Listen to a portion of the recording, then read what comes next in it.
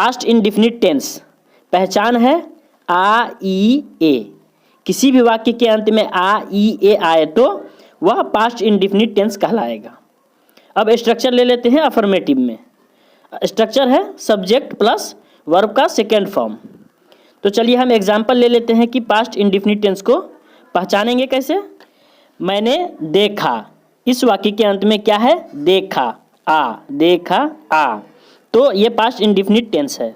अब next example ले लेते हैं, मैंने आइसक्रीम खाई, इस वाक्य के अंत में क्या है, खाई ई, तो ये पास्ट का बात कर रहा है, तो ये पास्ट इंडिफिनिट टेंस का वाक्य है।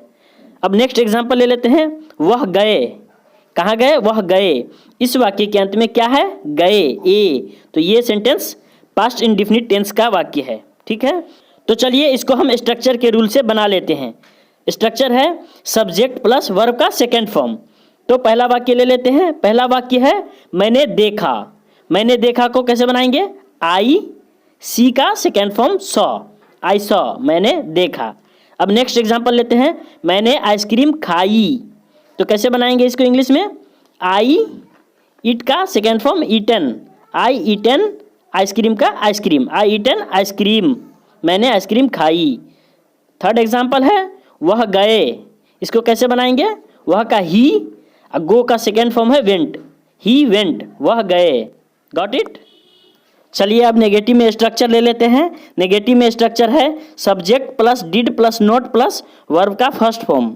नेगेटिव में है सब्जेक्ट के बाद डिड लगेगा, उसके बाद नोट पर, उसके बाद वर्ब का फर्स्ट फॉर्म। चलिए सेंटेंस लेते हैं, वह नहीं गए, वह नहीं गए कि कैसे बनेगा, ही के साथ did, he did not go, he did not go. ठीक है, सेकेंड सेंटेंस लेते हैं, मैंने नहीं देखा, I did not see, I did not C.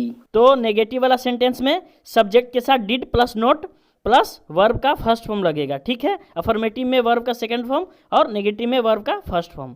Got it. अगर आप प्रेजेंट इंडिफिनिट टेंस नहीं पढ़े हो तो नीचे डिस्क्रिप्शन में लिंक दे दूंगा, वहां से आप देख सकते हैं।